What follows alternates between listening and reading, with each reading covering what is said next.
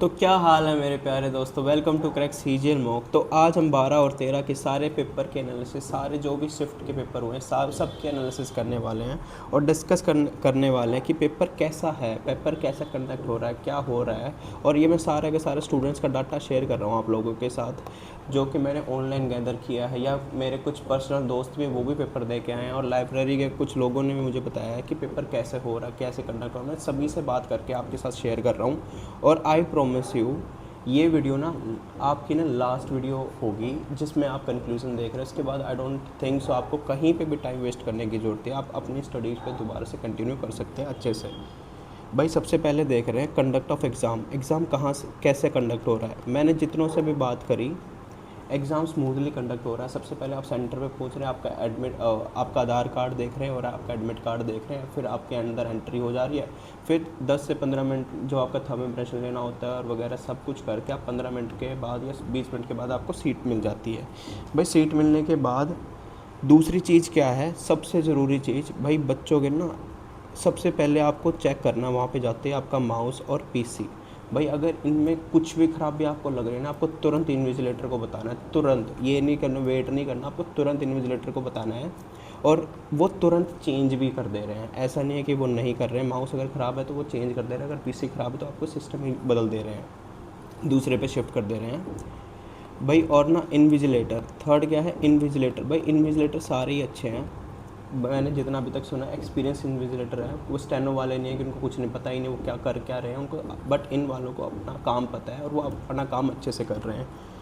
भाई चौथी चीज़ क्या है, वेब कैम पेपर में, जैसे कि हमने स्टार्टिंग में अगर जब एक ट्यूटोरियल आया था, जब आप पेपर दे रहे थे, एक एसएससी की वेबसाइट पे आया था, उसमें क्या था वेब कैम ऑन हो रहा था, बट इस रियल एग्ज़ाम्स में वेब कैम ऑन नहीं हो रहा है। आपके सिर्फ और सिर्फ सीसीटीवी लगे हुए हैं हर लैब में और उन्हीं से आपको देखा जा रहा है। और अच्छे से पेपर देना, क्योंकि इस वाले एग्ज़ाम में डिबार्ड वगैरह भाई होना नहीं है, क्योंकि बहुत अच्छे सीसीटीवी फुटेज पे आपको देखा जा रहा है। भाई पांचवी चीज़ क्या है, क्वेश्चंस। भाई मैं आपको एग्जैक्ट क्वेश्चंस नहीं बता सकता, बट मैं आपको टॉपिक्स बता सकता हूँ और ब्लूप्रिंट दे सकता हूँ एग्ज़ाम का कैसा क्या है, कहाँ से क्या पूछा जा रहा है और वैसा उस हिसाब से। भाई देखो जितने भी बंदे कह रहे हैं ना कि पेपर बहुत इजी है, ये है, भाई नहीं, पेपर मॉडरेट है। उनको ईजी क्यों लग रहा है, क्योंकि उन्होंने एडुकेटी के मॉक नहीं दिए हैं, मतलब एडुकेटी के मॉक दिए हैं और उस हिसाब से उनको ईजी लग रहा है, बट पेपर ईजी नहीं है। टीसीएस पैटर्न है बट सारा टीसीएस पैटर्न नहीं है। भाई देखो मैं बताता हूँ, देखो सुनो, रीजनिंग सबसे पहले बारे में बात करते हैं। रीजनिंग में कोई भी बच्चा 23, 24 या 25 आराम से मार्क कर लेगा क्वेश्चंस को, और वो टाइम टेकिंग बिल्कुल नहीं है। रीजनिंग सबसे पहले आई वुड एडवाइज़ यू कि रीजनिंग ही करना। और इसके अलावा जैसे कि क्वेश्चंस होते थे, इसमें सीरीज़ वाले क्वेश्चंस बहुत ज़्यादा डिफ़िकल्ट थे, नहीं ऐसा कुछ नहीं है, सिंपल क्वेश्चंस हैं, आप इजीली बना भी लोगे। और क्लॉक वाले क्वेश्चंस या स्टेटमेंट एंड अजम्पशंस वाले क्वेश्चंस सिर्फ मैंने एक ही शिफ्ट में अभी तक आया कि स्टेटमेंट और अजम्पशंस के क्वेश्चंस है, बाकी किसी शिफ्ट में नहीं है। बाकी सारा का सारा टीसीएस पैटर्न है, और जो स्टेटमेंट और अजम्पशंस के क्वेश्चंस भी आए हैं वो बिल्कुल और बिल्कुल पीवाईक्यू, मतलब बिल्कुल ईजी है, ऐसा कुछ है नहीं, और बाकी सारे पीवाईक्यू बेस्ड है। दूसरी चीज़ क्या है भाई, इंग्लिश। भाई जो हमने इस चैनल पे मैंने जितने मॉक दिए हैं वो इररेलेवेंट है रीजनिंग के पर्सपेक्टिव से और मैथ के पर्सपेक्टिव से, बट इंग्लिश कैसी पूछी जा रही है, इंग्लिश बहुत ज़्यादा मॉडरेट पूछी जा रही है। इजी बिल्कुल नहीं है, मॉडरेट है और लेंदी है। जो भी जैसे कि कॉम्प्रीहेंशन इसमें पूछा जा रहा है, लास्ट के कुछ क्वेश्चंस में कॉम्प्रीहेंशन है, और कॉम्प्रीहेंशन बहुत ही ज़्यादा लेंदी है। और ऐसा नहीं है कि जैसे कि कॉम्प्रीहेंशन की लाइन दे रखी है, आपने जैसे क्वेश्चन नंबर 1 है, क्वेश्चन नंबर 2 है, इसको पढ़ा और इसको तुरंत टिक कर दिया, यहाँ पे तुम्हें आंसर मिल जाए, नहीं। आपको पूरा पैसेज पढ़ना ही पड़ेगा, तभी आपको क्वेश्चंस आप उनके कर सकते हो। और ना ही ऐसे है कि बिना क्वेश्चन को पढ़े वो लग रहा है कि रेलेवेंट हो रहा है, नहीं ऐसा नहीं है। कॉम्प्रीहेंशन एक अच्छे लेवल का है। भाई दूसरी बात, क्लोज टेस्ट नहीं आ रहा है। और तीसरी बात, एंटोनियम सिनोनियम, जो अपनी वोकैब है भाई उसको अच्छे से रट लो, क्योंकि अभी स्टार्टिंग के पेपर्स में, बाद में थोड़ा एक लेवल ऑफ डिफ़िकल्टी बढ़ता है, तो आपकी वोकैब और भी अपनी जो भी वोकैब आएगी वो ज़्यादा डिफ़िकल्ट हो सकती है। मेरा पेपर 24 को है, तो मैं अपनी वोकैब को तब तक स्ट्रॉन्ग ही करता रहूँगा। और एक और बात, स्पेलिंग एरर्स। भाई स्पेलिंग एरर्स वैसे ही जैसे अपने TCS में पूछते थे, बट इसमें स्पेलिंग एरर्स एक अच्छे लेवल की है, तो अच्छे से करते रहना स्पेलिंग्स को भी बहुत ध्यान से। और चौथी बात, स्पोर्टिंग एरर्स। भाई स्पोर्टिंग एरर्स जैसे कि आप TCS देते थे उसमें 1 लाइनर होते थे, इसमें क्या है 2-3 लाइन के स्पोर्टिंग एरर्स है। तो स्पोर्टिंग एरर्स में अपने रूल्स रिवाइज कर लेना, जो भी अपने ग्रामर के रूल्स हैं। और इंग्लिश में इसके अलावा तो ऐसा कुछ नहीं है। और बाकी कमेंट सेक्शन, ये अपना कमेंट सेक्शन होना, किसी को कुछ भी शेयर करना हो तो आप तुरंत कर सकते हो। इसके अलावा शेयर करता हूँ मैं आपके साथ मैथ्स। भाई मैथ्स में जो भी अपन ने न्यू टॉपिक्स पढ़े हैं, जो भी टीचर्स के हुए हैं, जो भी एडिक्यूटी के न्यू पैटर्न वाले मॉक हमने दिए हैं, वो सारे चैप्टर्स बेसलेस हैं।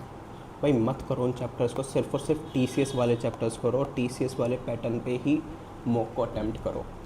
और कौन से वाले मॉक करो, जो कि थोड़े से ना मैथ जिनमें लेंदी है, वो वाले मॉक्स करो, क्योंकि इसमें क्या हो रहा है 3 से 4 क्वेश्चंस ऐसे बन रहे हैं पेपर में जो कि लेंदी बन रहे हैं, बाकी पेपर बहुत ज़्यादा ईजी बन रहा है।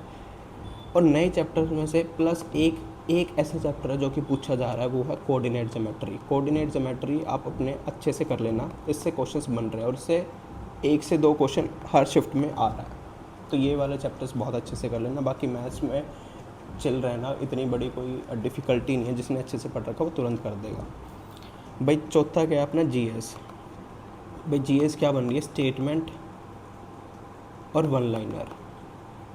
भाई दोनों पूछे जा रहे हैं, ऐसा नहीं कि सिर्फ स्टेटमेंट बेस्ड है या सिर्फ 1 लाइनर बेस्ड है, ऐसा नहीं है, दोनों का मिक्स है। और 1 लाइनर जो अपना PYQ होता था ना, सेम लेवल के, ऐसा नहीं है कि PYQ बिल्कुल इरेलेवेंट है, टीचर्स ने जो पढ़ाया वो बिल्कुल इरेलेवेंट है। भाई नहीं, 1 लाइनर पूछे जा रहे हैं और PYQ बेस्ड ही पूछे जा रहे हैं। और स्टेटमेंट के अगले क्वेश्चन है, स्टेटमेंट में क्या हो रहा है, आपकी ना जनरल और बेसिक नॉलेज चेक हो रही है पेपर में।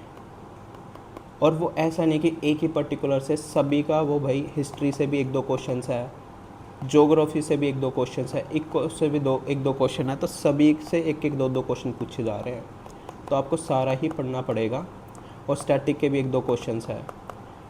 रही बात करंट की, करंट से क्या बन रहे हैं हर शिफ्ट में, भाई जितना भी मैंने अभी तक डाटा लिया, मैंने हर शिफ्ट का लिया है, हर शिफ्ट के बच्चों को मैंने पूछा है, सभी शिफ्ट में क्या बता रहे हैं कि 4 से 5 क्वेश्चन करंट के बन रहे हैं। तो करंट पे देख लेना। और 2 करंट भी ना 2025, 2024 और कई पेपर में 2022 की भी करंट आई है, तो भाई अपना करंट पे देख लेना, किसकी कमांड है तो अपना पढ़ते रहना। बाकी जिसकी नहीं कमांड है ना करंट पे, आई वुड एडवाइज़ यू कि करंट मत करना, इन्हीं पे ध्यान देना, 1 लाइनर पे और स्टेटमेंट अपना जो भी जनरली पढ़ते हो उसको बस रिवाइज़ करते रहना। और लास्ट फाइनल कंक्लूज़न मैं ना आपके साथ यही शेयर करूँगा,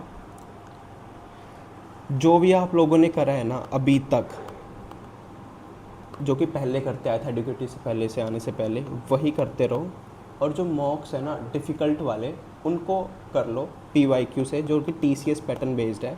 मैं आपको ना सारे के सारे मॉक भी बता देता हूँ कि मैं आपको कौन से करने चाहिए। ये वाले मॉक्स है ना, ये सारे कर लो TCS पैटर्न वाले, 17, 18, 19, 23 वाला, 2023 की, ये सारे शिफ्ट्स भी मैंने मेंशन कर दिया है। और जिन भी बच्चों का पहले पेपर है ना, जैसे कि 14, 15 को, मैंने ये मॉक ना पहले सॉल्व भी करके बट मैं ना इनको दोबारा सॉल्व करूँगा। और ये बच्चे जिनका पेपर अभी जल्दी है वो नहीं कर सकते सारे सॉल्व, तो मैं इनकी ना कंप्लीट ना इन पेपर्स को ना सॉल्व करूँगा कंप्लीट वीडियो में। जैसे ये 4 मॉक है तो 4 घंटे में चारों मॉक मैं कर दूँगा। और अभी मैं जल्दी आज से मैं स्टार्ट कर रहा हूँ सारे मॉक, और मैं होपफुली मैं 3 से 4 दिन में ये कर भी दूँगा। तो चलिए, आई होप आपको ये एनालिसिस अच्छी लगी होगी। और इसके अलावा भी आपको कुछ भी शेयर करने का मुझे मिलेगा ना, तो I would share you, but अब क्या करो, अब ज़्यादा ध्यान मत दो कंक्लूजन्स में कि किसी का पेपर का क्या ऑनेस्ट रिव्यू रहा, इनमें ज़्यादा टाइम वेस्ट करने की ज़रूरत नहीं, अपनी स्टडीज़ पे लग जाओ। और एक लास्ट बात, जो हम अपन ने मॉक्स दिए हैं ना इस चैनल पे, वो इरेलेवेंट है मैथ और रीजनिंग के हिसाब से, बट जो कि GS और इंग्लिश के मॉक्स है ना, उनको ज़रूर करते रहना, एडुकेटिव वाले ही मॉक्स देते रहना, क्योंकि कॉम्प्रीहेंशन और GS में स्टेटमेंट बेस्ड सिर्फ और सिर्फ एडुकेटिव वालों में है, इन पुराने मॉक्स में हमें नहीं मिलेगी, तो उनको देखते रहना। और लास्ट बात, अगर आपको मेरा ये एनालिसिस और मेरा जो भी मैंने कंक्लूजन शेयर किया अगर अच्छा लगे तो मेरे चैनल को सब्सक्राइब कर लेना। बाय बाय, मिलते हैं नेक्स्ट वीडियो में। और तुम्हारा दोस्त ऐसे ही तुम्हारे लिए अच्छा